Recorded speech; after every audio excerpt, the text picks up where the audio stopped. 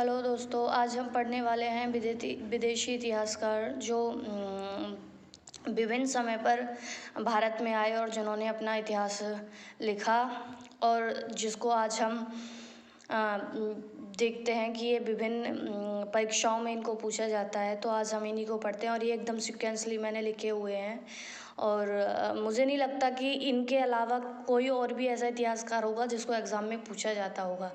तो चलिए शुरू करते हैं और आप बिल्कुल भी चिंता ना करिए, बस इन सभी को ही पढ़ लेने से आप ये समझ लीजिए कि एक छोटा सा टॉपिक आपका कवर हो जाता है।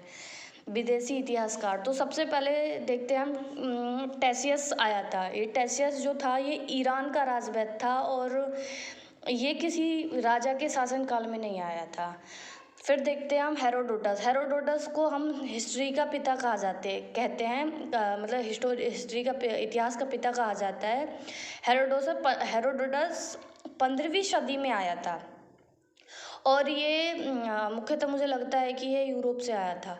हाँ, तो इसका कोई वैसा वो तो नहीं है कि ये किसके शासनकाल में आया, किसके समय में आया, लेकिन फिर भी इसकी जो लिखी हुई किताब है हिस्टोरी का वो बहुत ही मान्य है और इसीलिए इसको याद रखना बहुत ज़रूरी है। फिर है, हम देखते हैं निरियाकस और आनेसिक्रेटस और ऑस्टोवुलस। ये जो तीनों इतिहासकार हैं, ये तीनों की तीनों, निरियाकस और आनेसिक्रेटस और ऑस्टोवुलस, ये सिकंदर के साथ आए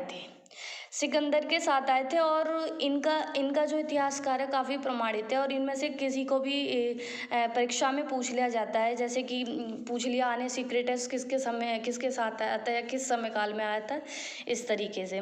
फिर आता है, इसके बाद ये सब की सब सिक्वेंसली लिखे हुए हैं। फिर आता है मेगास्थनीज सभी को पता है कि चंद्रगुप्त मौर्य के दरबार में आया था और इसने इंडिका पुस्तक लिखी थी। ये सेल्यूकस निकेटर का राजदूत था। और फिर इसके बाद आता है डाइमिकस जो है, आपको पता है कि चंद्रगुप्त मौर्य के बाद उसका पुत्र बिंदुसार गद्दी पर बैठता है। तो ये सब सिक्वेंसली आप इनको इस तरीके से भी याद रख सकते हो। तो बिंदुसार के शासनकाल में आया था डाइमिकस। फिर आता है बिंदुसार के बाद शासनकाल किसका आता है, अशोक का, और अशोक के शासनकाल में आता है डायोनिसियस। ये डायोनिसियस, इनके थोड़े नाम टिपिकल हैं, कोई बात नहीं, लेकिन फिर भी आपको याद तो करने पड़ेंगे। अशोक के शासनकाल में आया था डायोनिसियस। फिर हम देखते हैं ये चीन के हैं, ये चार इतिहासकार चीन के हैं और ये बहुत ज़्यादा महत्वपूर्ण है। फाहियान तो बहुत ही ज़्यादा इम्पोर्टेंट है। फाहियान चंद्रगुप्त द्वितीय के, जो कि गुप्त सम्राट था, इसके शासनकाल में आया था। फिर देखते हैं हम संयुगन, माफ़ कीजिएगा, थोड़ा मेरे से बोलने में थोड़ी वो हो जाती है, उसको ध्यान नहीं दीजिएगा। संयुगन 518 में आया था। इसका कोई वैसा विवरण नहीं है कि किसके समय आया था, मतलब किसके शासनकाल में आया था, लेकिन ये 518 में आया था। और फिर उसके बाद आता है हैंसंग बहुत इंपॉर्टेंट है और ये हर्षवर्धन के शासनकाल में आया था 600 to 90 ईस्वी में।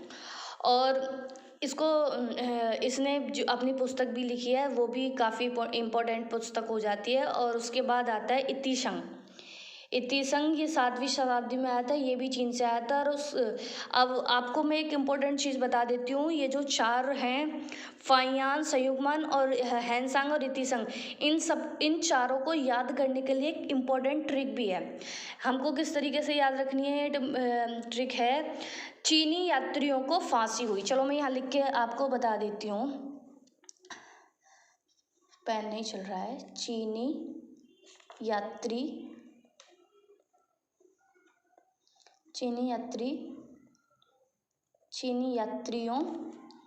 को फांसी हुई। तो इससे हम याद रख सकते हैं, चीनी यात्रियों को फांसी हुई। तो चीनी यात्री हो गए क्योंकि ये चीन से आए थे। फांसी हुई से मतलब फा से हो गया फाहियान, फा से हो गया फायान और से हो गया संयुगमन फांसी, और है से हो गया हैंसोंग, और ई से होगा इतिसंग हुई, है से होगा हैंसोंग, ई से होगा इतिसंग। ये बहुत ही इंपॉर्टेंट ट्रिक है और बहुत अच्छे से हम इसको याद रख सकते हैं, क्योंकि ये चारों ही घुमा फिरा के इनको एग्जाम में पूछा जाता है। और फिर दो हैं मुस्लिम इतिहासकार जो कि मध्यकालीन में आए थे। एक तो अलवरूनी महमूद गजनवी के उसमें आया था, महमूद गजनवी के साथ आया था मतलब। और इसकी बहुत ही इम्पोर्टेंट पुस्तक है किताब उल हिंद, यानी कि तहकीक हिंद। और इसमें बहुत सारी जानकारियाँ हमको मिलती है इस किताब के माध्यम से। और इसके बाद है इब्न बतूता। ये मोहम्मद बिन तुगलक के शासनकाल में आया था। इब्न बतूता ये मोरक्को से आया था और इसकी पुस्तक है रिहला, वो भी बहुत इम्पोर्टेंट है। और इस तरीके से मैंने आपको जितने भी प्राचीन काल से लेकर मध्यकाल तक इतिहासकार आए हैं वो आपको सिक्वेंसली बता दिए हैं। और आप इन सभी को पढ़ लोगे तो मुझे लगता है कि एक छोटा सा हमारा टॉपिक कवर हो जाता है। और इससे बाहर कोई भी इतिहासकार का, विदेशों से आए हुए इतिहासकार का क्वेश्चन बाहर नहीं जाता है, घुमा फिरा के इन्हीं से पूछा जाता है। Thank you all of you.